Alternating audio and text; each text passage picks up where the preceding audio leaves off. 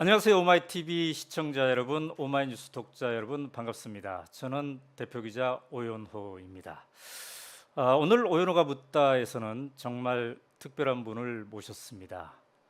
조국 서울대 교수님 모셨습니다. 안녕하세요. 네, 안녕하십니까. 오랜만입니다. 네, 정말 오랜만입니다. 예, 제가 진보 집권 플랜 그 책을 이명박 정권 말기에 우리 교수님과 함께 인터뷰해서 펴낸 적이 있는데요.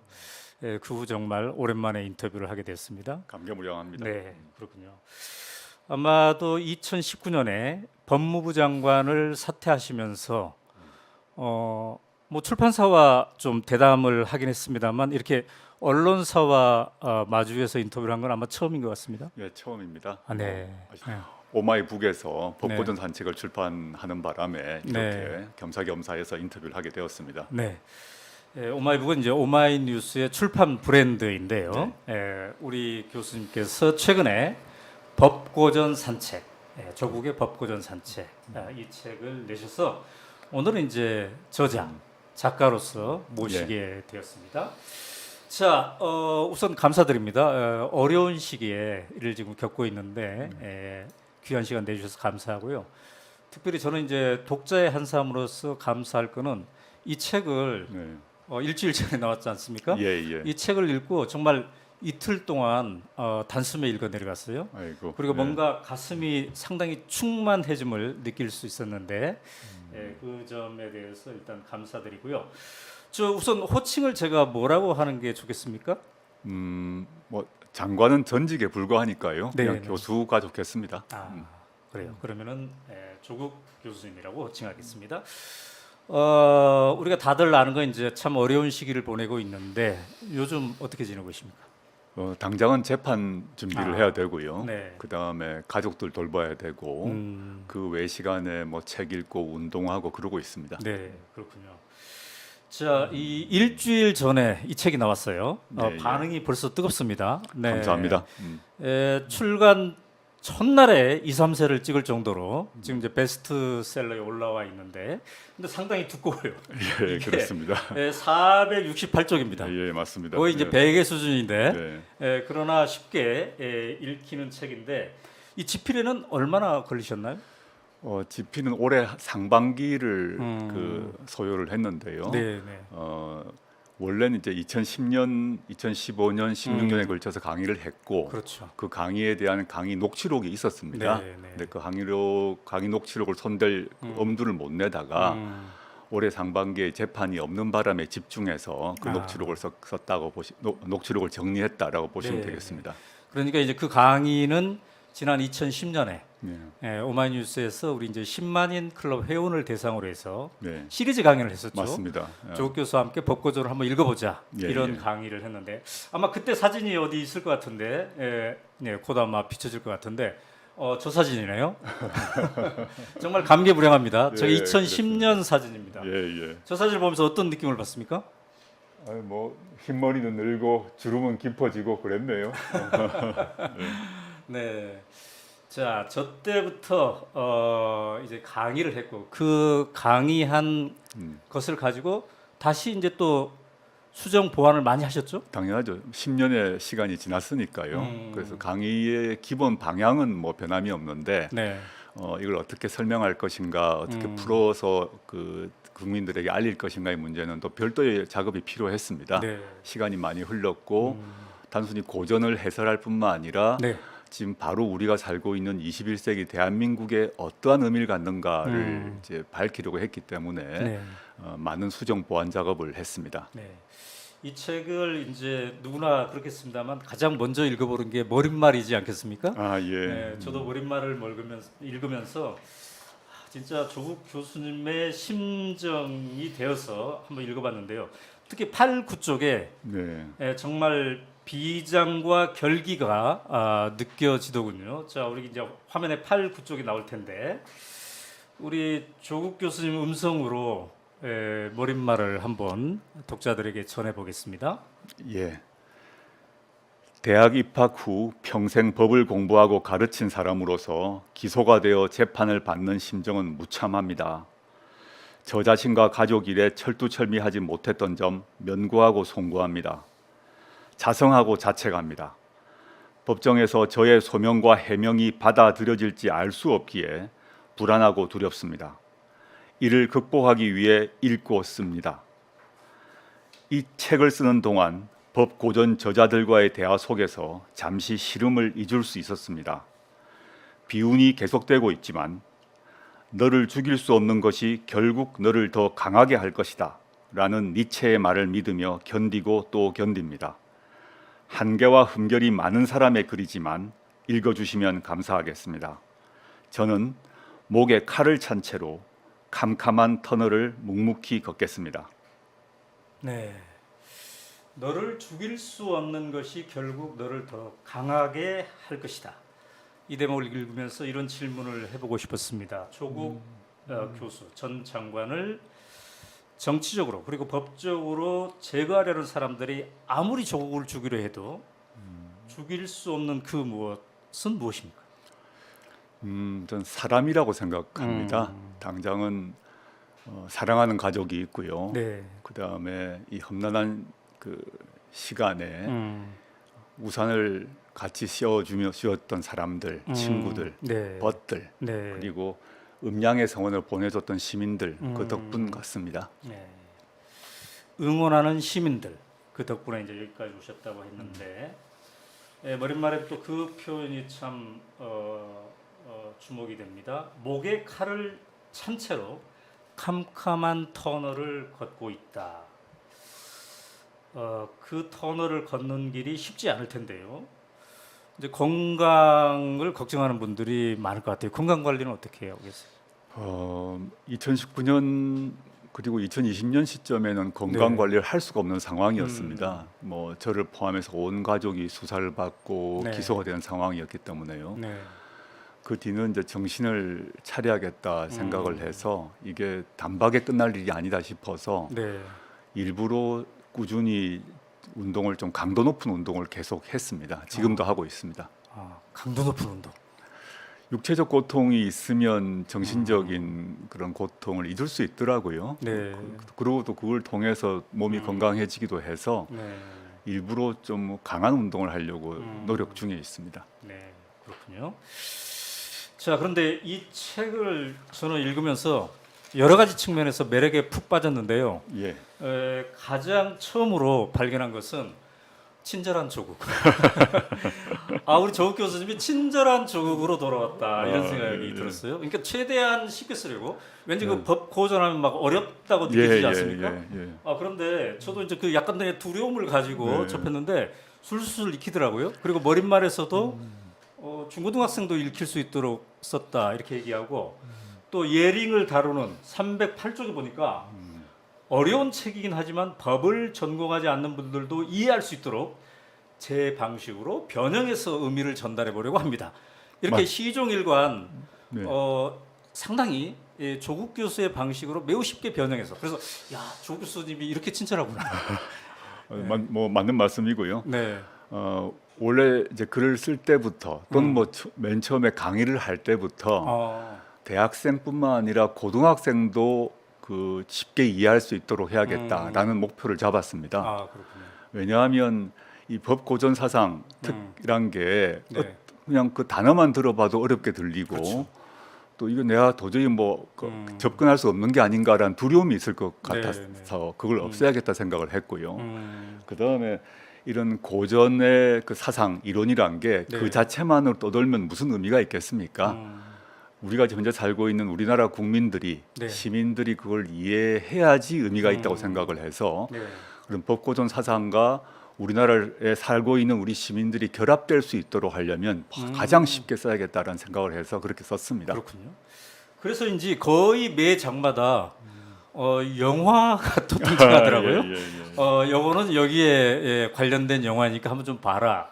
뭐 레미제라블도 등장하고 미시시피 버닝, 홀리데이 등등 여러 가지 영화가 등장하는데 이것도 이제 좀 쉽게 쓰려는 그런 장치 중에 하나겠죠? 예, 같은 취지입니다. 또 원래 제가 대학원 수업할 때 영화를 많이 활용을 했거든요. 그것들을 이제 대학원생 대상은 아니지만 네.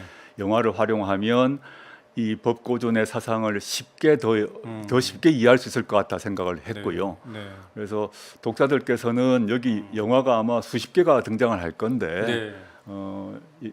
여력이 되실 때 뭐 요즘 쉽게 영화를 찾을 수 있으니까 한번 같이 보시면 이 법고전 사상가들의 생각 그리고 저의 해설이 더 쉽게 다가오지 않을까 생각합니다. 근데 저는 이 영화 제목들을 보면서 그 생각했어요. 아, 우리 조국 교수님 참 부지런도 하시다. 언제 또 이 영화까지 이렇게 꼼꼼히 보고. 영화가 그러셨나? 뭐 큰 취미 중에 하나입니다. 아, 예, 그러시군요. 예, 예. 네. 그런데 이 책을 읽으면서 이제 15권인가요? 고전이 총 네, 네, 이렇게 그렇습니다. 언급이 되는데 그 중에 상당수의 고전들은 금서였더군요, 당시에 발행될 때. 그러니까 그렇습니다. 네. 루소의 사회계약론, 몽테스키에의 법의 정신 이런 것들도 금서였어요. 그러면서 이제 시대를 앞선 자의 고독과 외로움, 이 금서라는 말 속에 예. 그런 게 이제 있는 것 같은데 아마 우리 조국 교수님도 그런 고독과 외로움을 조금은 느낄 수 있을 것 같아요. 왜냐하면 제가 이 생각해봤어요. 이 책이 지금 나온 지 일주일이 돼가지고 베스트셀러 10위 안에 들고 막 1, 2위를 다투기도 하고 그러는데 주요 언론에서 거의 언급을 안 하더군요. 예, 그러네요. 이 시대에 금서 취급을 받고 있지 않나 이런 생각이 들어요. 예. 그래서 오늘 오마이 TV에서는 네. 이 책을 상세하게 본격적으로 우리 조국 교수님과 함께 심층적으로 다뤄보도록 하겠습니다. 예. 근데 이 책을 살까 말까 하시는 분들 중에 값을 보고 좀 놀랄 수도 있을 것 같아요. 22,000원. 거의 뭐 500쪽에 달하기 때문에 네. 그럴 수도 이제 있겠다라는 생각이 드는데, 근데 제가 굉장히 자신 있게 권하는 게 여러분들이 딱 1장만 읽어도 오 22,000원 값이 난다 이렇게 생각이 들 겁니다. 왜냐하면은 여러분의 심장을 뛰게 하기 때문이죠. 아, 내가 주인이다. 내가 살아있구나. 내가 살아서 이 세상을 만든 주인이구나. 이런 생각을 하기 때문일 터인데요. 자, 비록 우리가 반동의 세월을 겪더라도 또 민주주의가 후퇴되는 위기의 순간을 겪을지라도 역사는 발전하고 있구나. 이런 힘을 이 책에서 저는 이제 받았거든요. 교수님도 집필을 하는 과정에 네. 이 법고전 학자들과의 대화를 통해서 그런 점을 좀 느끼고 위안을 삼을 수 있었겠습니다. 물론입니다. 네. 저 개인적 시련이 있고 그 개인적 시련을 이제 겪어 나가면서 이 법고전을 사상가들과 대화한다는 게 네. 저에게 큰 힘을 주었고 위안을 얻었고요. 네. 저는 좀 약간 구태의난 말일지 모르겠습니다만은 뭐 오 대표님 말씀하신 거와 연관시켜서 전 여전히 역사의 진보를 믿습니다. 이제 굴곡이 있고 네. 또 퇴행이 있고 이렇게 하지만 궁극에 있어서는 그 흐름은 바로 잡혀 나갈 것이다라는 생각을 하고 있기에 네. 아까 오 대표님이 말씀하셨습니다만 이 법고전 사상가들의 상당수는 당시에 이제 핍박받고 억압받고 망명해야 됐고 네. 또 자신들의 책이 금서로 지정되고 불태워지고 했거든요. 근데 그런 고통 속에서 그런 고통과 이제 대결하면서 자신의 사상을 이론을 전개했던 거 아니겠습니까? 네. 그런 점에서 이분들의 생각들을 제가 이제 정리하고 이걸 한국 상황에 적용하려고 노력했던 것, 네. 그런 과정 자체가 저에게는 큰 기쁨이었고 또 큰 위로였다라고 네. 생각합니다. 그래서 이제 교수님이 아까도 직접 읽어주셨습니다.만 머릿말에서 법고전 저자들과의 대화 속에서 잠시 시름을 잊을 수 있었다. 예. 그 어려움을 그렇게 극복할 수 있었다. 이렇게 말씀을 해주셨습니다. 자, 본격적으로 이제 책의 내용을 들어가 보도록 하겠는데요. 제 1장은 루소의 그 사회 계약론을 다루고 있어요. 그러니까 우리가 이제 프랑스 혁명의 기폭제가 된 책이다 이렇게 네, 대략 맞습니다. 알고 있는 그런 책인데, 근데 이제 이 책에는 15권의 고전이 있는데 그 중에 루소의 사회 계약론을 맨 앞에 네, 예. 1장에 네. 이렇게 배치한 뜻이 있을 것 같아요. 저는 뭐 저만의 생각이 아니라 전 세계적으로 그 뭐 저명한 철학가들 또는 뭐 정치 이론가들 등이 다 거의 다 공통적으로 얘기를 할 것 같아요. 네. 우리가 이제 근대를 연 책이 무엇냐, 그 한 권을 뽑으라 그러면 사회계약론을 뽑습니다. 네. 딴 게 아니라 그 이전까지는 이 나라란 것은 하늘에서 왕에게 그런 권한을 지배할 권한을 줬다라고 생각을 해왔고 그렇게 네. 전파되어 온 당시 상황이었죠. 네. 용비어천가 그런 거 아니겠습니까? 또 뭐 서구도 마찬가지였는데 네, 네, 네. 루소는 그렇지 않다. 음. 이 나라란 것은 무지랭이 백성들이 네. 인민들이 민중들이 서로 대등하게 계약을 해서 만든 것이다. 근데 그 계약을 파기한 사람들은 네. 끌어내려야 된다라는 얘기를 한 것입니다. 네, 네. 그러다 보니 그게 바로 프랑스 혁명의 발화점이 된 것이죠. 네. 저는 이제 이 일장을 읽으면서 우리 조국 교수님이 또 그 친절한 조국으로 돌아오기도 했지만 네. 위대한 편집자다 이런 생각이 봤어요. 예, 예, 그 예. 옛날의 고전과 지금의 시대 상황을 또 적절하게 이렇게 연결시켜주는. 예, 예. 그래서 우리 독자들이 참 이해하기 쉽게 이렇게 해주셨는데요. 특히 이 루소의 말을 통해서 이제 우리가 왜 이 대의제 시대에도 거리의 정치, 촛불의 정치는 여전히 필요한가 이 점에 대해서도 언급을 하셨더라고요. 예, 맞습니다. 자, 일단 49쪽에 루소가 직접 썼던 당시 영국 상황인데요. 한번 그 장을 한번 우리가 보도록 하겠습니다. 네. 영국 국민들은 자기들이 자유롭다고 생각하는데 상당히 잘못된 생각이다. 그들이 자유로운 것은 오직 의원들을 선출할 때뿐이다. 의원들이 일단 선출되면 국민들은 노예가 된다. 장자크 루소. 네. 자, 이 대목을 이제 언급하면서 교수님께서 51쪽에 이렇게 써놨어요.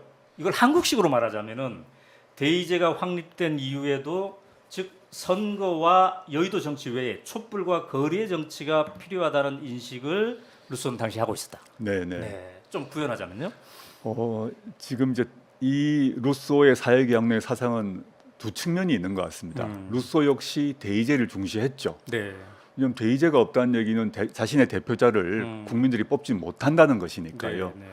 근데 루소의 위대함은 그 대의제의 중요함을 강조했다는 것 외에 동시에 대의제에는 한계가 있다라고 얘기를 그 당시에 했던 것입니다. 그렇죠. 그 당시 상황은 대의민주주의를 확립하는데도 아주 급급할 상황이었는데 네, 네. 루소는 대의제의 의의를 중시하면서도 대의제의 한계를 얘기했던 것이고 조금 전에 제가 읽었던 거를 보게 되면 네. 루소는 주권자에게 이렇게 말한 겁니다. 주권자 여러분, 국민 네. 여러분, 국회의원들의 노예가 되지 마십시오라고 말한 것이거든요. 놀라운 생각인 거죠. 그렇죠. 그러니까 보통 주권자가 대표자를 뽑고 나면 또 4년 또는 5년이죠. 네. 우리나라 같으면 국회의원은 4년, 대통령은 5년인데 뽑고 나면 그 4년 또는 5년 기간 동안에는 노예 상태가 되어버린다면 자기가 주권자가 아닌 거죠. 그 다음 선거 전까지 네. 노예가 되지 말고 주권자로서 활동을 하라라는 얘기를 이제 루소는 말한 것입니다. 네. 물론 루소는 이제 뭐 촛불이라거나 이런 걸 알 수는 없었겠죠. 네. 근데 현대식으로 해석하자면 선거를 해서 대표자를 뽑았지만 다음 네. 선거 때까지 주권자는 어떻게 주권을 행사할 수 있는가 또 행사해야 된다. 네. 그 주권을 행사하지 않게 되면 당신들은 당신이 뽑은 사람들의 노예가 된다라고 루소는 경고한 것입니다. 네. 그때 그 시대가 1762년이었는데 글쎄 말이죠. 말입니다. 자, 지금 우리가 들어도 시적절한 그런 말이기도 한데요.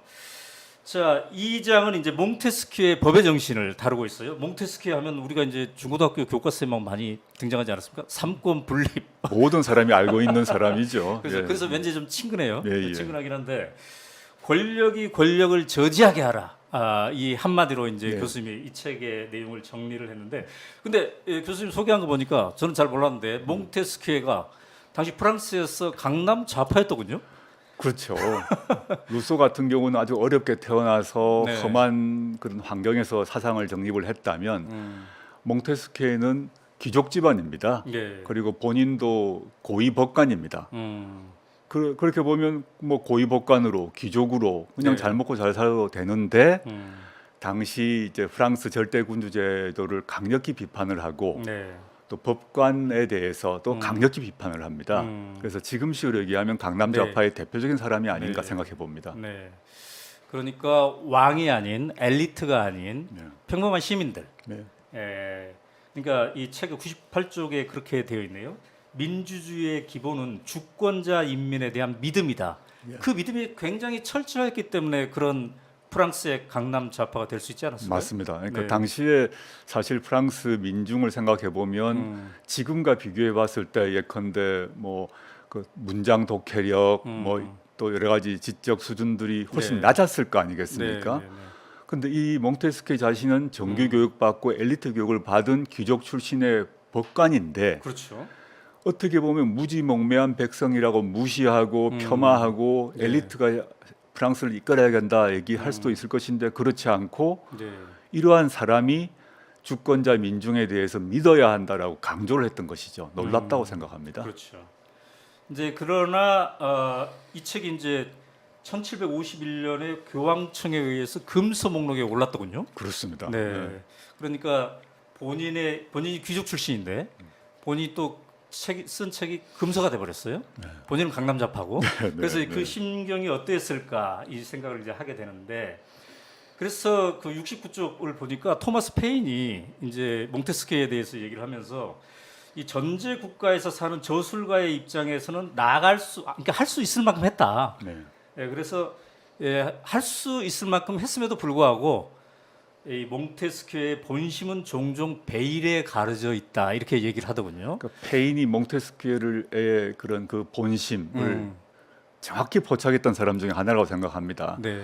아주 귀족 출신이고 고위법관 출신이라서 좀 한계가 있을 것이라고 사람들이 보기 쉬운데 페인은 사실은 국제적 혁명가였거든요. 네, 네. 그럼 국제적 혁명가 입장에서 몽테스키를 다시 읽었겠죠. 읽었더니 다른 게 있구나라고 네. 이제 페인이 이제 알아보았던 것 같습니다. 네. 포착을 했던 것이죠. 네, 네. 참 그 어려운 시기에 자기의 본심을 책으로 쓴다는 거. 근데 다 밝히지 못하고 또 베일에 어느 정도 행간에 남겨놓고 한다는 거. 이게 참 쉬운 일이 아니죠. 네, 네. 저는 근데 왜 이 대목을 언급하냐면 제가 조국의 법고전 산책을 읽으면서 바로 그거를 느꼈기 때문이에요. 네, 네. 조국의 본심이 이 법고전 읽기의 행간에 스며들어 있구나, 진하게 스며들어 있구나 이 생각을 했는데 그래서 이제 그런 생각들이 하고 싶은 말을 다 못하는 안타까움, 힘듦 그게 있지 않았을까. 네. 근데 또 어찌 보면 독자 입장에서 보면은 절제 미학을 거기서 또 느끼게 되는 그런 점도 있더군요.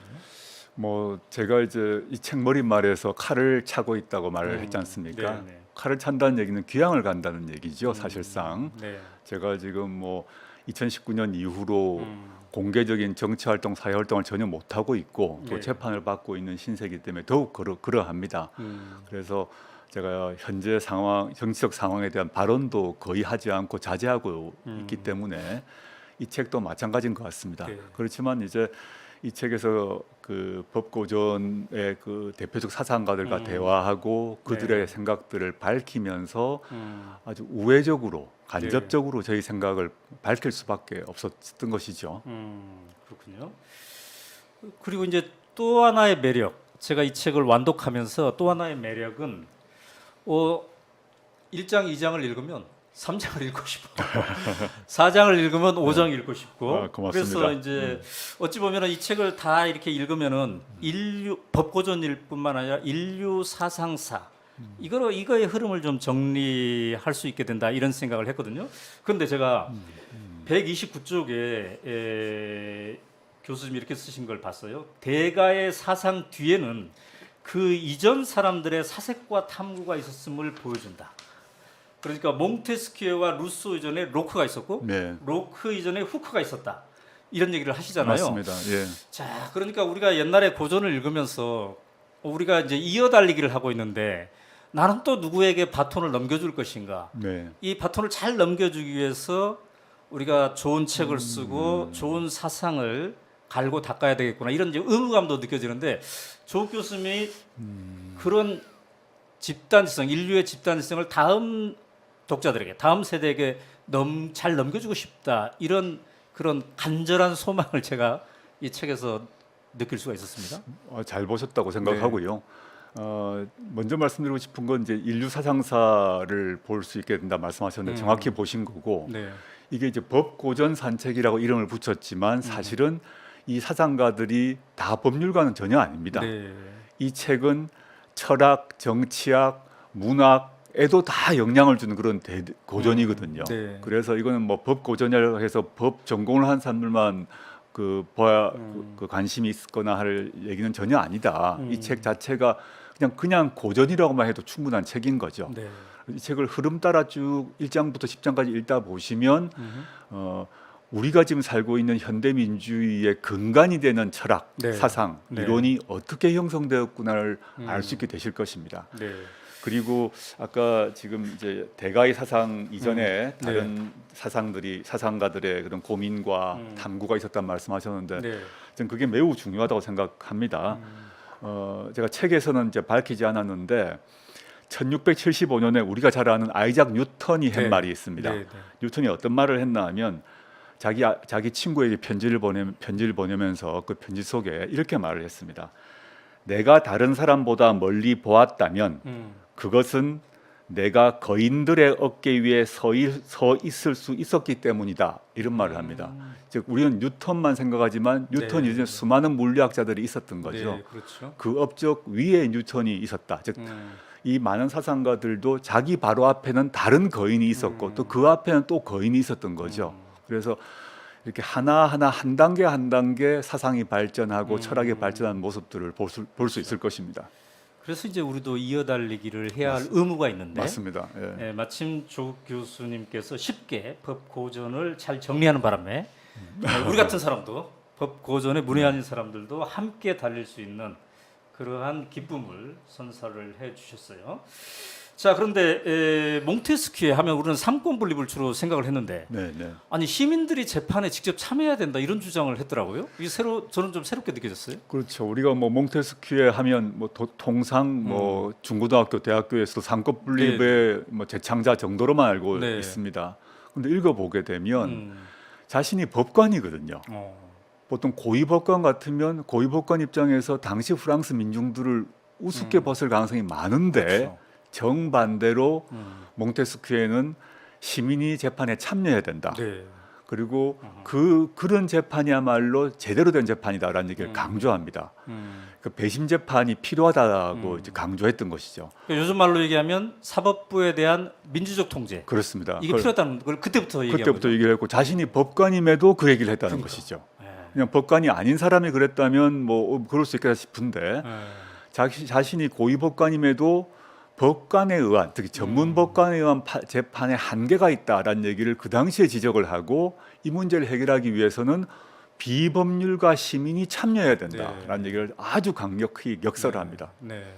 지금 우리나라도 이제 일부 배심원 시스템을 작동하고 있습니다만 이제 완벽하지는 않지 않습니까? 매우 부족한데. 매우 부족하죠. 그 시대부터 네, 이거를 강조했다는 거 대단하네요. 대단한 거죠. 네. 이 몽테스키의 그런 생각들이란 게 뭐 유럽은 물론이고 미국 등등 우리가 현대 민주주의 국가의 대부분의 나라에서는 전문 법관만이 그 형사 재판을 하는 경우는 거의 네. 없다고 보시면 됩니다. 네. 저는 몽테스키의 부분을 읽으면서 또 하나 이제 생각한 것이 이분이 또 평등론, 예, 진정한 맞습니다. 평등론을 맞습니다. 강조했구나. 네, 이게 예. 104쪽에 있는 건데요. 함께 그 구절을 교수님과 함께 읽어보도록 하겠습니다. 자, 네. 자연 상태에서는 인간은 분명히 평등한 존재로 태어난다. 사회는 평등을 잃게 만든다. 그리고 인간은 법에 따라서만 다시 평등해진다. 몽테스키회. 네. 자, 그러니까 평등. 네. 우리가 여러 가지로 해석될 수 있는데 몽테스키는 지배자와 나와의 관계에서 동등한 인간으로서의 지배자를 갖는 것이 평등하다. 그렇죠. 이런 식으로 얘기를 했고 그래서 제대로 된 법에 의해서 이게 이제 보장이 돼야 된다는 그런 주장을 한 거군요. 당시로서도 참 놀랍습니다. 그렇죠. 그러니까 네. 루소도 평등을 강조를 했고 근데 루소 이전에 몽테스키에도 평등을 강조했다는 네. 것이죠. 네. 우리가 보통 이제 그 계몽 사상가들 얘기할 때 그들이 자유를 강조했다라는 얘기를 많이 교과서에서 봅니다. 네. 그런데 당시 이제 근대를 열었던 그런 사상가들의 가장 그 거목이라 할 수 있는 루소와 네. 몽테스키의 모두를 보면 네. 둘 다 자유와 동시에 평등을 매우 강조를 함을 알 수 있고 네. 그것이 지금 시대와 그 공간을 넘어서 음. 우리나라에도 그 중요한 시사점을 주지 않는가 생각합니다. 네. 자, 그러면 제 3장, 3장으로 넘어가 보도록 할 건데요. 존 로크의 통치론을 다루고 있는데 이 책이 1689년에 나왔더라고요. 예, 예. 그런데 그때부터 권력자에 대한 시민의 저항권 이걸 강조했어요. 저는 이것도 보면서 참 놀랐습니다. 그러니까 사회 계약을 위반한 통치자는 침략자다 이렇게 규정을 하고 그렇죠. 그 침략자는 인민의 무력에 의해서 제거될 수도 있다. 이렇게도 상당히 어찌 보면 과격한 주장이기도 한데. 게다가 예방적으로 네. 제거할 수 있다라고 했죠. 자, 142쪽, 142쪽에 나오는 그 예방 권리, 이거를 교수님의 목소리로 한번 같이 읽어보겠습니다. 인간은 폭정으로부터 벗어날 권리뿐만 아니라 그것을 예방할 권리도 가지고 있다. 존 로크. 네, 예방할 권리. 참 인상적인데요. 그 다음 146쪽에 이어지는 저항권에 대한 얘기를 같이 읽으면서 한번 우리가 음미를 해보도록 하겠습니다. 로크는 폭군 방벌론의 사상을 사회계약론과 결합시켰습니다. 인민이 사회계약을 체결해 국가와 정부를 만들었는데 계약을 통해서 권력을 위임받은 왕이 인민의 복지를 지키지 않고 인민의 생명, 자유, 재산을 박탈하거나 제약하려고 하면 사회계약 위반이므로 저항권을 행사할 수 있다고 정리한 것입니다. 그래서 현대민주주의 국가의 모든 헌법학 책에서는 저항권을 헌법적 기본권으로 인정하고 있습니다. 네, 저항권. 그리고 사실- 인간은 폭정으로부터 벗어날 권리뿐만 아니라 그것을 예방할 권리도 가지고 있다. 참 엄청난 주장인데요. 네. 그 로크는 민주주의는 대표자를 선출하는 체제일 뿐만 아니라 대표자를 제거할 수 있는 체제다라고 본 것입니다. 네. 그 당시 그 시점에 이렇게 저항권, 혁명권을 주장했다는 얘기는 엄청난 주장인 것이죠. 참 저는 이 예방권을 읽으면서 우리 윤석열 정권을 한번 생각해봤습니다. 이 윤석열 정권의 6개월을 보면 로크는 과연 뭐라고 얘기했을까? 한번 생각을 해봤습니다. 자, 제 4장은 베카리아의 범죄와 형벌을 다루고 있어요. 예, 베카리아 이거 좀 낯선 이름이에요 우리에게. 근데 이제 죄형 법정주의 하면 좀 네, 좀 예. 익숙한 그런 말이긴 한데요. 조 교수님은 이제 대학원 시절에 이 베카리아를 원문으로 읽으셨다고. 예. 그러면서 가슴이 뛰었다라고 했는데 이 책은 왜 그렇게 중요한 겁니까? 그 청년 조국의 가슴을 뛰게 했던 그 무엇입니까? 체자레 베카리아는 그 형법학자들 외에는 거의 모르는 사람입니다. 그런데 당시 유럽에서는 엄청난 파문을 일으켰던 책이고 네. 프랑스의 계몽주의자들이 이 베카리아의 책을 보고 너무 감탄을 해가지고 네. 베카리아를 프랑스에 불러서 강연도 듣고 할 그런 정도의 위상을 갔습니다. 네. 물론 이 사람은 좀 빨리 이제 죽었는데요. 네. 제가 이제 대학원 시절에 왜 이게 감동을 받았나 하면 네. 당시는 그 법, 형법이란 것은 당시 군사 독재, 권위주의 정권의 도구에 불과했던 것이거든요. 잡아서 불법적으로 고문하고 체포하고 압수수색하고 또 그러한 그런 수사 관행에 대해서 법원은 그냥 묵인하고 이런 것들이 계속 반복되는 시대였는데 베카리아가 그런 모든 것들에 대해서 강력히 비판하는 것을 수백 년 전에 했음을 알게 되었던 것이죠. 네. 그래서 여기서부터 나의 모든 공부가 시작이구나라고 생각했습니다. 1764년 네, 예. 그때부터. 네. 근데 이제 이 책에서 166쪽 보니까 교수님이 이렇게 말씀하셨어요. 검사들에게, 네. 경찰들에게, 법관들에게, 즉 이분들이 이제 국가 형벌을 다루는 사람들이지 않습니까? 예. 그들에게 단 한 권의 책을 권한다면 나는 이 책을 권하고 싶다라고 하셨는데 그 이유를 좀 설명하신다면요? 베카리아가 살았던 그 시기나 지금이나 국가 형벌권은 아주 강력한 것입니다. 사람의 생명, 자유, 재산을 다 빼앗거나 제한할 수 있죠. 그렇죠. 압수수색할 수 있고 체포할 수 있고 유죄가 확정되게 되면 심지어 사형도 가능하고 네. 뭐 엄청난 중형이 내려지기도 하지 않습니까? 네. 근데 그런 시각으로만 보게 되면 시민들은 처벌의 대상, 네. 처벌의 객체일 뿐입니다. 근데 베카리아는 그게 아니다. 형사사법 체제에 의해서 고통받는 사람들의 관점들을 강조합니다. 네. 그리고 형사사법 체제가 인도주의적으로 운영돼야 된다라는 것을 또한 강조합니다. 네. 이게 이제 베카리아 사상이 중요한 게 이 우리나라만이 아니라 네. 현대 민주주의 사회에서 계속 베카리아가 소환되고 있는 이유가 사회가 좀 보수화되고 극우화되게 되면 네. 형벌권이 중시되고 네. 형사 절차의 상의 인권이 이제 약화되는 그런 경향이 보입니다. 음. 그때마다 베카리아의 사상은 이제 이제 다시 부활하고 그렇죠. 소환되기 때문에 네. 저는 우리 현대 민주주의 사회를 살아가는 특히 우리 한국 사회도 마찬가지입니다만은 국가 형벌권을 집행하는 사람, 해석하는 사람들은 베카리아를 꼭 읽어야 한다라고 생각해서 그런 권유를 했습니다. 그렇군요. 그리고 또 놀라운 것은 이게 250년 전에 쓰여진 책인데 거기에 법조문을 쉽게 써야 된다 이렇게 써놨어요. 맞습니다. 지금 우리 법조문도 좀 어렵지 않습니까? 예, 근데 예. 250년 전에 이런 주장을 했다는 게 참 혁명적입니다. 맞습니다. 네. 예. 그리고 또 하나 베카리아는 이게 그 재판이 왜 이렇게 늦게 되나? 재판을 늦게 받음으로써 이 시민들이 받는 고통에 예. 대해서도 언급을 한 것도 놀라웠는데요. 자, 200쪽에 있는 글 교수님의 글을 한번 같이 읽어보도록 하겠습니다. 재판은 가능한 최단 시일 내에 종결되어져야 한다. 재판관의 나태함 대 피고인의 고통스러운 초조함, 무심한 재판관의 편안과 쾌락 대 수감자의 눈물과 누추한 환경, 이보다 더 잔혹한 대비가 있을 수 있겠는가? 채살의 베카리아. 네. 그러면서 이제 교수님이 여러분이 구속되어 재판을 받는데 재판이 계속 연기되고 지연된다고 생각해 보세요. 얼마나 고통스럽겠습니까? 이렇게 이제 언급을 해놓으셨는데, 근데 우리 교수님도 지금 재판을 받고 있는데, 네, 그렇죠. 고통스럽겠습니다. 제가 지금 4년째 재판을 받고 있습니다.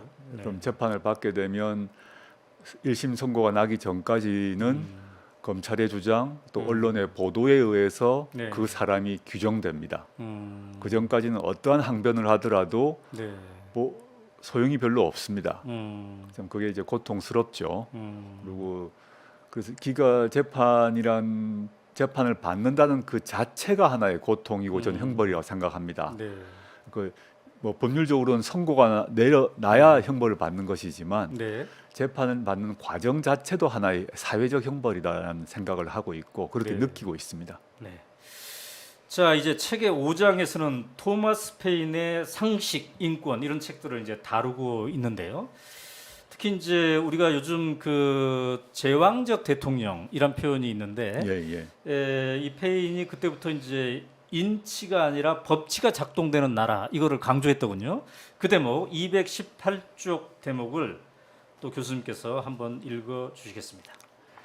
인치가 아니라 법치가 작동하는 나라가 공화국이라는 명제는 이후 모든 공화국의 근본이 됩니다. 정치적 민주화가 이루어졌지만 제왕적 대통령의 행태를 볼 수 있는 현대 한국 사회에서도 이 지적은 중요합니다. 그리고 법 적용과 집행 그리고 그 강도가 사람에 따라 달라지는 편파성은 현대 한국 사회가 여전히 안고 있는 문제입니다. 네. 자, 공화국, 인치, 법치 이런 단어들이 이제 나오는 건데요. 이 대목에서 교수님이 진짜로 강조하고 싶었던 것은 어떤 것입니까?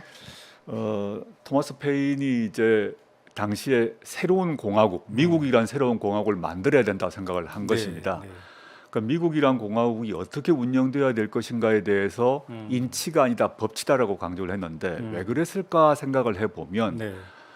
그때도 그렇고 지금도 마찬가지겠습니다만은 법을 집행하고 해석하는 게 대상자에 따라 달라지는 것은 안 된다라는 생각을 한 것 같습니다. 인터뷰 초기에 이제 우리나라에서 오랫동안 유행되었던 유전무죄, 무전유죄란 말이 있지 않습니까? 네. 그 뒤에는 이제 이 돈전자 대신에 권력권자 또는 검사 검자를 써가지고 네. 유권무죄, 무권유죄, 유검무죄, 무검유죄 이런 말들도 최근에 또 회자되고 네. 있습니다. 네. 이런 것들이 똑같은 법률이 왜 대상자에 따라서 다르게 적용되고 집행되는가에 대한 그런 비판, 불만들을 주권자가 가져야 한다라는 그런 취지의 말인 것 같습니다. 네. 네. 자, 공화국이란 말을 다시 한번 생각을 해보게 되고 우리가 헌법 1조인가요? 민주공화국이다. 예, 예. 공화국의 의미는 이제 왕이 아니라 우리가 주인이고, 그렇죠. 그죠? 네. 예, 그런 측면에서 인치가 아니라 법치에 의해서 이 주인들의 권리와 이런 것들이 보장돼야 된다. 이런 맞습니다. 뜻이기도 할 것 같습니다. 자, 6장은 이제 존 스튜어트 밀의 자유론, 이게 1859년에 나온 책이군요. 네. 이거를 다루고 있는데 국가와 사회는 개인의 자유에 어디까지 개입할 수 있는가 이 문제를 이제 다루고 있다고 했는데 우리 조 교수님께서 이런 표현을 썼어요. 259쪽에 현대 사회에서 시민들이 읽어야 할 고전을 꼽으라고 한다면 저는 자유론을 첫 번째 책으로 네. 이렇게 추천합니다. 이렇게 했는데 그 이유는요? 저는 이제 그 우리나라 상황과 직접 관련이 있습니다. 네.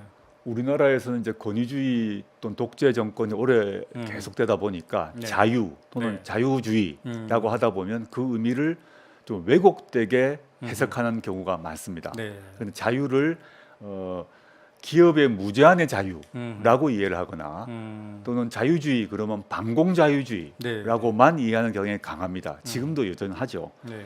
그런데 자유주의의 성부라고 할 수 있는 미일의 생각을 보면 전혀 그런 게 아닙니다. 사상의 자유, 표현의 자유, 언론의 자유를 최대한 보장하라라는 네. 얘기를 계속 강조를 하고 있거든요.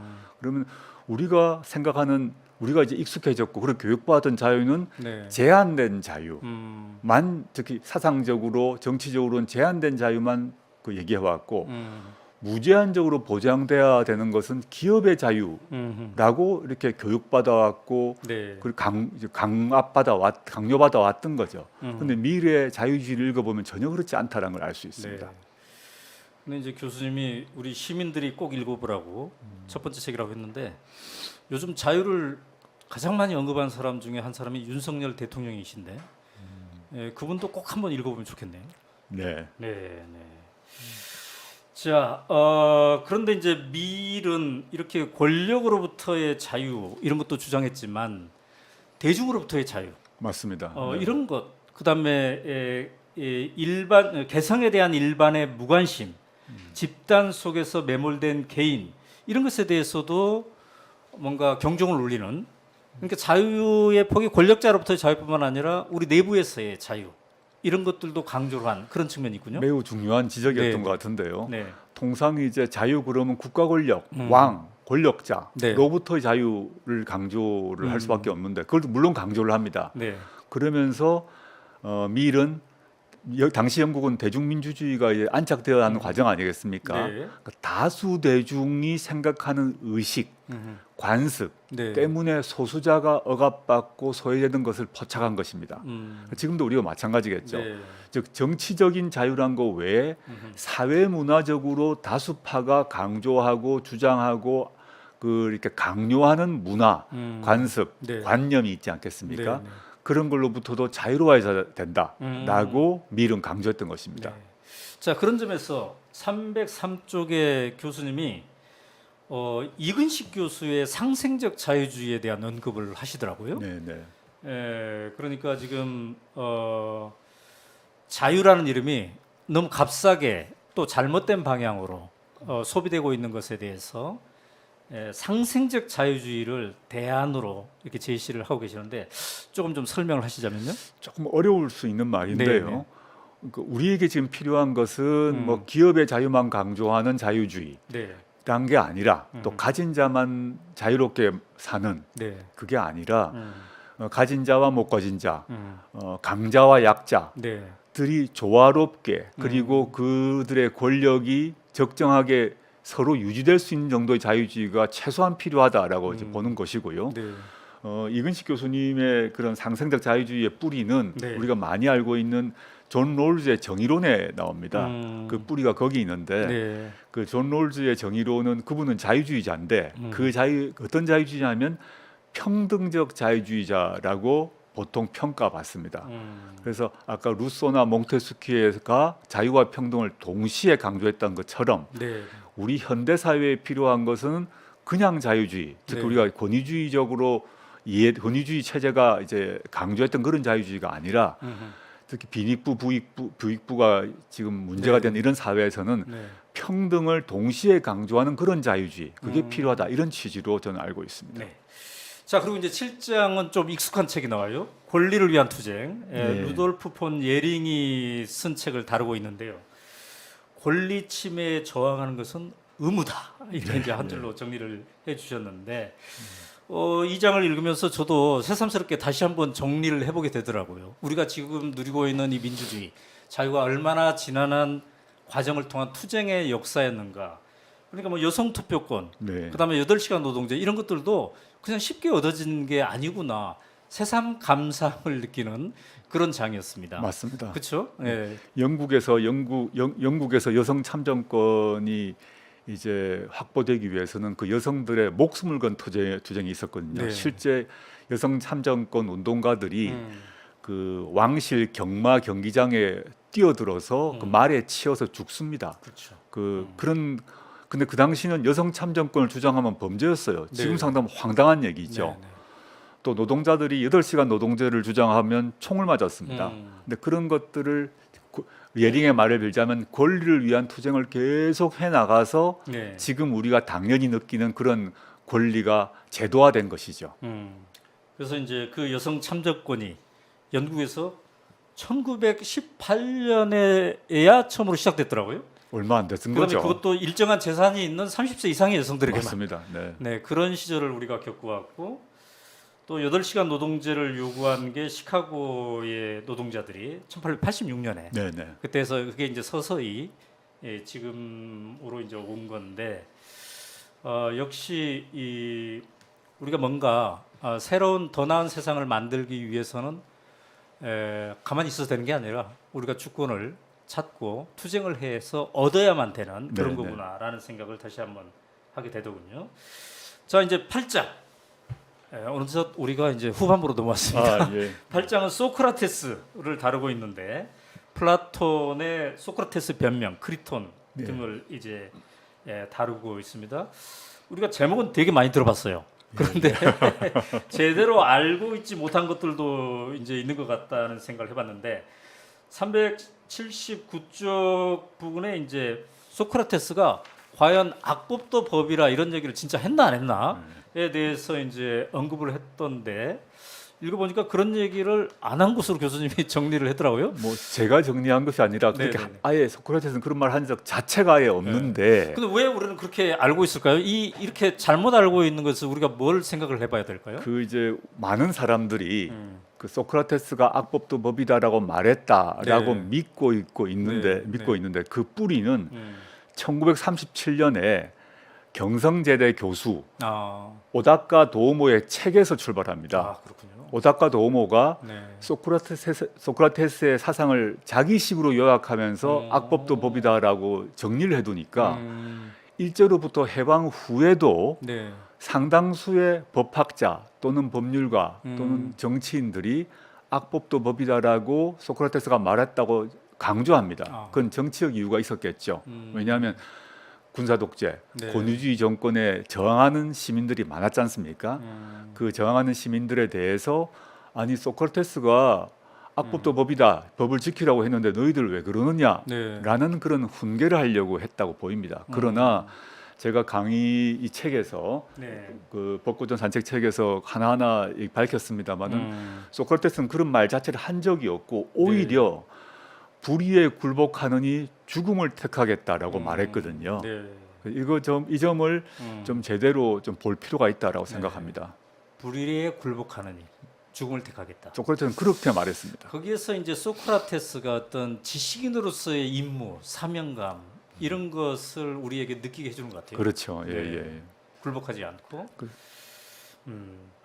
그런데 이제 한편으로 소크라테스가 결국 죽지 않습니까? 예, 죽게 되는 예. 과정이 아테네 그 민주정의 배심원 제도에 의해서 네. 죽게 되는데 이거를 우리가 그 과정을 또 느끼면서 한편으로는 이 대중민주주의의 한계 이런 것도 좀 같이 생각하게 되는 것 같아요. 이제 그 점을 이제 본격적으로 다루진 못하고 살짝 언급을 했습니다. 네. 소크라테스가 살던 당시 아테네는 민주정 아닙니까? 네. 근데 당시 그 시점에 아테네 수준의 민주 체제를 갖고 있는 나라는 없었다고 보시면 됩니다. 당시 재판 그러면 왕이나 사또나 귀족이 즉결 처분을 했겠죠. 네. 근데 당시 아테네는 배심 재판을 했던 것입니다. 그 점에서 아테네 민주정의 위대함이 있죠. 네. 그런데 그런 위대한 아테네 민주정에 의해서 아테네 배심 재판에 의해서 소크라테스는 사형에 유죄 판결을 받고 사형에 처해지지 않습니까? 그럼 이 점에서 물론 고대 얘기긴 하지만 네.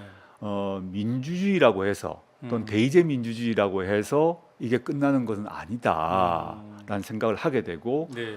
민주정의 의와 한계를 동시에 보여주는 사건이 바로 소크라테스의 재판 그리고 그 죽음이다라고 생각하고 있습니다. 네. 자, 9장으로 넘어가 보면은요. 9장에서는 이제 시민 불복종을 다루고 있는데 여기에서도 저는 우리 조국 교수님이 위대한 편집자다 이런 생각을 했는데 네. 두 권의 책을 다루고 있는데 이 책이 서로 2000년 이상 차이가 나는 책이에요. 맞습니다. 그러니까 소포클레스가 이 BC 406년에 죽었잖아요. 그러니까 이때 쓴 안티고네 그리고 19세기 미국에서 살았던 헨리 데이비드 소로 이 두 책을 이제 엮어 가지고 네. 시민 불복종이라는 테마를 잘 다루셨습니다. 덕분에 2000년 다리를 건너뛰면서 그렇죠. 좀 이해를 할 수가 있었습니다. 이게 시민불복종이라는 단어는 소로가 처음 썼습니다. 아, 네. 그런데 이 시민불복종이란 사상의 뿌리는 매우 깊다는 걸 보여주려고 일부러 2000년 전에 네. 안티고네를 택했고요. 네.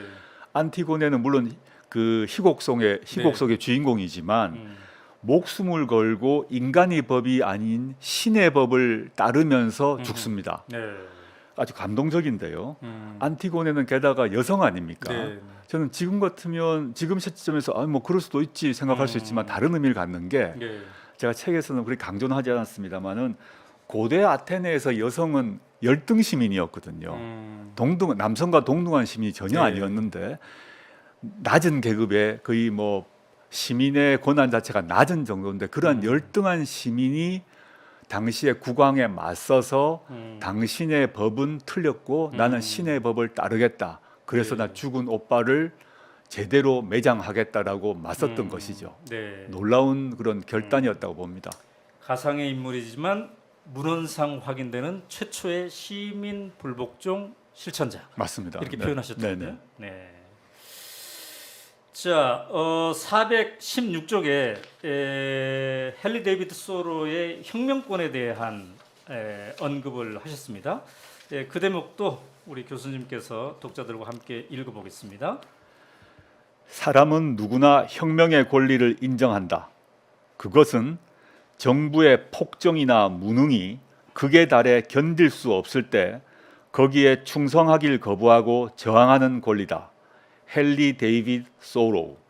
네. 자, 그러니까 소로는 폭정뿐만 아니라 무능에 대해서도 혁명권을 주장했네요. 그러니까 이게 새로운 것이죠. 네. 그 앞에 로크 같은 경우도 당연히 혁명권을 주장을 했는데 네. 무능 얘기는 하지 않았던 것 같습니다. 로크는 아까 그 예방을 얘기했나요? 예, 예방적 차원에서 예방적 혁명을 할 수 있다. 네, 이제 네, 네. 폭정이 있으면 그에 폭정이 대해서 있으면. 혁명을 할 수 있고 예방적 혁명도 할 수 있다고 했는데 소로는 그 혁명권 행사의 요건을 두 개로 그 제시한 것이죠. 네. 폭정 또는 무능이라고 한 것입니다. 그래서 이거는 사실은 현재 소로는 미국 사람이니까요. 네. 미국에서 대통령 탄핵의 요건과도 관련이 있습니다. 우리나라에서는 대통령 탄핵을 위해서는 대통령이 불법을 저질러야 되고 네. 불법을 저질렀는지 여부에 대해서는 법률가들의 구성체인 헌법재판소가 판단을 합니다. 그렇죠. 근데 미국에서는 탄핵 제도랑 대통령 탄핵이라는 게 최초로 출발한 게 미국인데 네. 미국에서는 그 대통령이 불법을 저질렀는지는 필요 없습니다. 어. 불법이 아니라고 하더라도 예컨대 무능이라고 하더라도 탄핵이 가능하고 그 탄핵 결정은 법률가들의 집단이 아니라 정치인들의 집단인 상원이 하게 됩니다. 그래서 미국 대통령 탄핵 제도의 뿌리는 바로 소로의 이 말, 아하. 그 대표자를 제거할 수 있다는 거 아닙니까? 근데 대표자가 폭정을 일삼을 때 외에 네. 무능할 때도 제거할 수 있다라고 본 것이죠. 네. 참 지금의 우리 시점에서 이 생각을 안 할 수가 없는데 말이죠. 지금 윤석열 대통령의 6개월을 보면은 여론조사 지지율 20% 중후반에서 30% 초반 오가고 있는 상황인데 60% 이상이 거의 70% 가까운 사람들이 무능하다 이러면서 부정적 지지를 하고 있는 건데요. 그에 대해서는 제가 언급을 안 하는 게 좋겠습니다. 글쎄요, 언급을 그래서 제가 하고 있습니다. 네, 우리 집필 기간이 윤석열 대통령의 집권 기간 6개월하고 비슷하네요. 거의 그러니까 일치합니다. 저 문재인 대통령 시절에 네. 민정비서관도 하셨고 또 법무장관도 하셨는데 참 지켜보기 힘들 수 있겠습니다. 뭐 여러 가지 할 말은 있습니다만은 그냥 하지 않는 게 좋겠습니다. 근데 이제 저는 또 이제 기자이기 때문에 묻지 않을 수 없는데 이 윤석열 정부에서는 지금 민정비서관이 없는 거잖아요. 민정수석도 없고 민정비서관도 없죠. 그죠? 예. 그래서 이 친인척 관리에 구멍이 날 수밖에 없다. 이게 위험하다. 이런 많은 전문가들의 지적이 있었는데 민정수석을 해보신 분의 입장에서는 좀 어떻습니까? 뭐 문재인 정부만이 아니라 그 이전 모든 정부에서 민정수석실이 있었고 네. 민정수석실 산하에 민정비서관이 있고 민정비서관의 주요한 임무 중에 하나가 대통령 및 영부인 그리고 네. 그 친인척들을 관리하는 것입니다. 근데 그 윤석열 정부에서는 그 제도가 없어졌는데 네. 희망컨대 그런 수석, 그런 네. 비서관 자리는 없지만 그 아닌 어떤 다른 사람이 네. 또 다른 어떤 수석, 다른 비서관이 그 역할을 하기를 희망하고 있습니다. 네. 또 그렇게 해야 한다고 생각합니다. 네. 그런데 그 역할이 과연 누군가에 의해서 이루어지고 있는지 국민들이 참 저로서는 확인할 수는 없습니다. 못 네. 믿어하는 그런 상황인 것 같습니다. 또 이런 질문도 저는 이제 해보고 싶은데 법무장관을 해본 사람의 입장에서 이 한동훈 장관의 6개월은 또 어떻게 보시는지. 언급하지 않도록 하겠습니다. 네. 나중에 좀 상황과 시대가 좀 지난 후에 다시 들어보도록 하겠습니다. 오늘은 책 얘기만 네. 하는 것으로. 자, 이제 우리가 마무리를 해야 될 텐데 이 저자로서 말이죠. 예. 상당히 이제 많은 준비를 해서 이 책을 썼는데 누가 이 책을 읽으면 좋겠다 하는 마음으로 썼습니까? 저는 아까 우리 인터뷰 초기에 이제 제가 고등학생도 읽을 수 있는 책을 만들어 썼다 네, 이렇게 네. 했습니다만은 네. 젊은이들이 많이 봤으면 좋겠습니다. 네.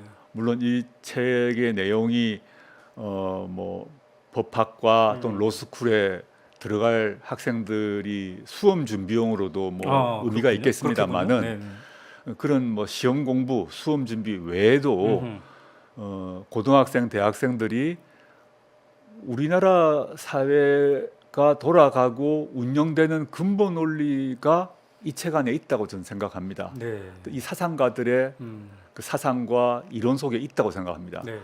이걸 접하게 되면 우리나라가 지금 돌아가는 그런 운영 원리를 제대로 알 수 있고 또 어떤 게 문제가 있고 네. 또 어떤 식으로 고쳐져야 되는지를 알 수 있지 않겠습니까? 네. 그럼 젊은이들이 이걸 접하게 되고 그걸 인식하게 되면 우리 사회가 더 좋은 사회가 될 것이 네. 분명하기 네. 때문에 네. 전 가능한 젊은이들이 읽었으면 좋겠고 저와 이제 동세대 또 오 대표님과 저 네, 같은 네, 네. 그 같은 동세대 분들은 본인도 읽고 자신의 자식이나 조카들에게 이렇게 네. 읽히라고 네. 읽을 것을 권유하면 좋겠다는 생각을 하고 있습니다. 네, 저도 그렇게 생각합니다. 그래서 저도 이제 우리 두 아이에게 좀 읽어보라고 이렇게 했고요. 그다음에 저는 학교에서 중고등학생 이상이라면 학교에서 학생들과 선생님이 같이 읽고 토론을 해도 좋겠다는 생각을 했어요. 참 좋을 것 같습니다. 네네. 그러니까 지금 제가 그 제 머릿말에도 농반 진반으로 썼습니다만은 우리가 이제 고전 그러면 책 이름은 다 아는데 네. 실제 안 읽어본 책들이 많습니다. 그래요. 여기 나오는 루소, 몽테스키에, 로크 등등 다 중고등학교 때부터 들은 이름이거든요. 네. 네. 근데 그 책을 읽으려면 그 책이 옛날식으로 써져 있고 번역되어 있기 때문에 읽기가 힘든 건 사실입니다. 네. 근데 제가 현대 한국 사회에 사는 우리 보통의 시민들이 고등학생 이상의 시민들이라면 충분히 읽을 수 있도록 해설을 했으니까 네, 네.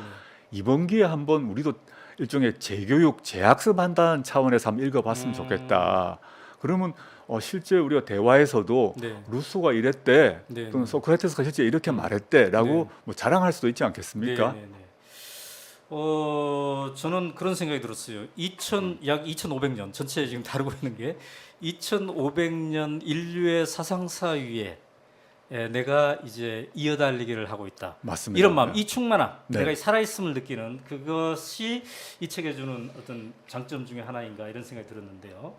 그런데 이제 이후 작업도 궁금해집니다. 우리가 저 머릿말인가 어딘가에서 네. 그 동양 법고전을 다루지 못한 게 좀 아쉽다라고 하셨는데 동양 법고전도 이렇게 좀 할 수가 있을까요? 동양 법고전도 제가 이제 대학원 박사과정 시절에 공부를 했고 네. 뭐 그 뒤로도 틈틈이 좀 보고 있는데 음, 예컨대 한비자 네. 또는 정약용의 흠흠신서, 음, 흠흠신 우리가 목민서는 많이 알려져 있지 네, 않습니까? 네, 네, 네. 흠흠신서가 그 형법에 대한 얘기거든요. 네. 그런 것들도 참 중요한 의미를 갖고 있다고 생각합니다. 그런데 이번 책에서는 제 강의를 서양 중심으로 했기 때문에 네. 서양 법고전 중심으로 했는데 네. 나중에 제가 재판이 끝나고 음. 목에 칼이 풀리고 발에 차여 있는 족쇄가 풀리면 네.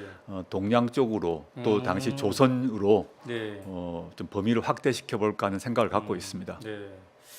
저 앞으로 자유로운 몸이 되시면 사실은 이 책을 가지고 시민들과 함께 같이 읽고 시민 로스쿨 같은 거 같이 운영해도 아이고, 좋을 것 같다는 생각이 해봤어요. 너무 좋죠. 뭐 네. 적극 참여하겠습니다. 네, 네. 자 이제 인터뷰를 마무리해야 될 텐데요. 시청자들이 매우 궁금해할 거기 때문에 예, 예. 정영심 교수님의 그 건강 상태 걱정하는 분들이 많습니다. 좀 아시는 대로 짧게 언급을 하신다면요.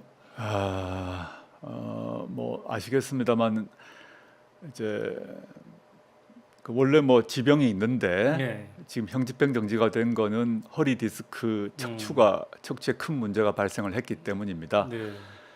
형질병 정지가 첫 번째는 이제 불러되었다가 음. 수술을 해야 된다는 것이 분명해져서 네. 형질병 정지가 돼서 입원 상태에 있고요. 현재 전신 마취를 동반하는 2번의 수술을 이제 했습니다.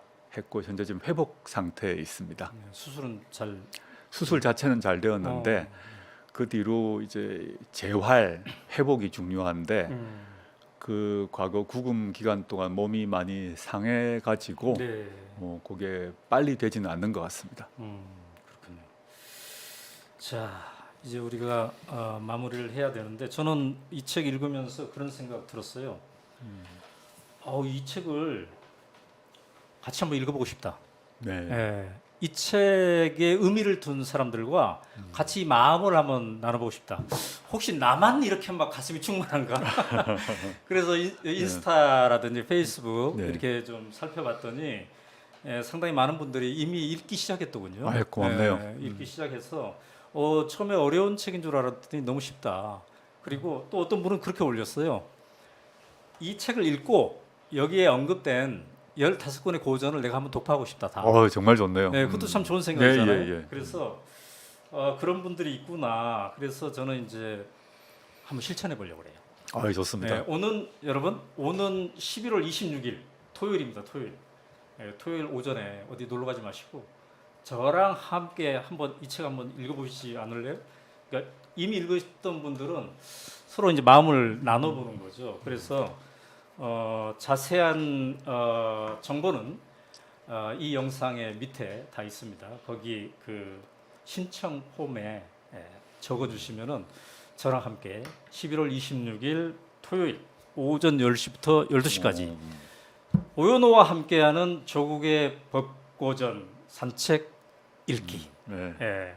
어디서 하냐면 오마이뉴스 사옥 서교동 마당입니다. 포근한 마당이 있어요.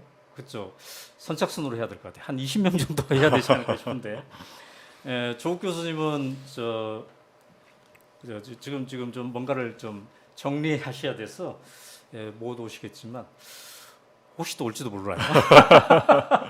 오시면 제가 우리 독자들과 함께 이 법고전의 진한 맛을 이렇게 누려보도록 하겠습니다. 자, 마지막으로 독자 시청자들께 한마디 하시죠. 네. 시청자 여러분 그리고 독자 여러분, 이 벚꽃은 산책을 읽어주셔서 너무 감사합니다. 좀 책이 두껍고 또 제목은 또 어려워 보입니다만은 가능한 쉽게 썼습니다. 그리고 이게 먼 옛날의 얘기가 아니라 바로 우리가 살고 있는 이 땅 대한민국에 직접 관련되어 있는 그런 책이란 것을 강조하고 싶습니다. 같이 읽어주시고 저의 생각, 또 이 벚꽃전 사상가들의 생각들을 한번 거기에 귀 기울여 주시면 깊이 감사드리겠습니다. 저는 아직 재판이 진행되고 있고 재판을 받아야 되는 몸이라 당분간은 뭐 공적 활동을 자제해야 되는데, 이렇게 책을 내는 바람에 이제 오마이뉴스를 통해서 시민 여러분과 소통하고 또 시민 여러분께 인사를 드리게 되었습니다. 감사합니다. 다들 건강하십시오. 네, 어려운 가운데 나와주셔서 조 교수님 감사합니다. 네. 고맙습니다. 자, 오연호가 묻다. 오늘 순서는 여기서 마치도록 하겠습니다. 함께해 주신 여러분 감사합니다.